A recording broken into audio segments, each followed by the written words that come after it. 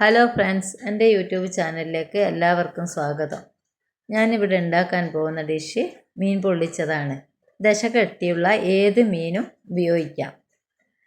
മുളക് പൊടി, മഞ്ഞൾപ്പൊടി, പെരിഞ്ജീരകപ്പൊടി, ഉപ്പുപൊടി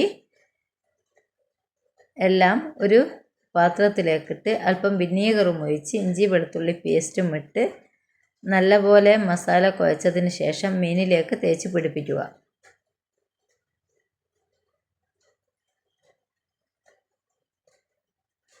ഒരു കടായി അടുപ്പയിൽ വെച്ച് അതിലേക്ക് അല്പം വെളിച്ചെണ്ണ ഒഴിച്ച് വെളിച്ചെണ്ണ ചൂടായി വരുമ്പോൾ കറിവേപ്പിലയും ഇട്ട് മീൻ ഇടുക.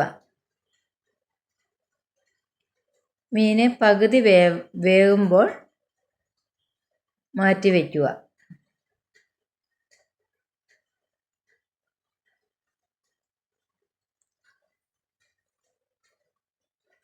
അധികം മൊരിഞ്ഞു പോവരുത്.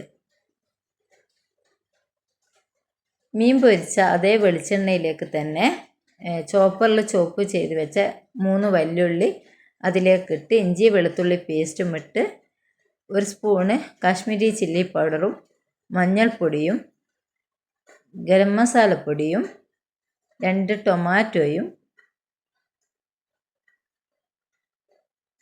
കറിവേപ്പിലയും അല്പം പെരിഞ്ജീരകപ്പൊടിയും ചേർത്ത് നല്ലപോലെ വഴറ്റുക. വെള്ളം തീരെ ഒഴിക്കാൻ പാടില്ല.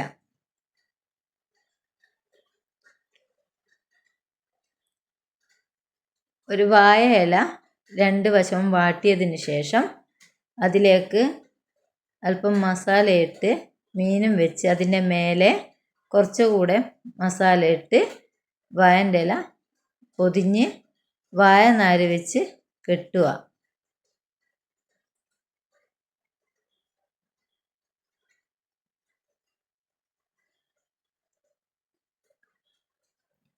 ഒരു പാന് അടുപ്പത്ത് വെച്ച് അതിലേക്ക് മീൻ വയ്ക്കുക.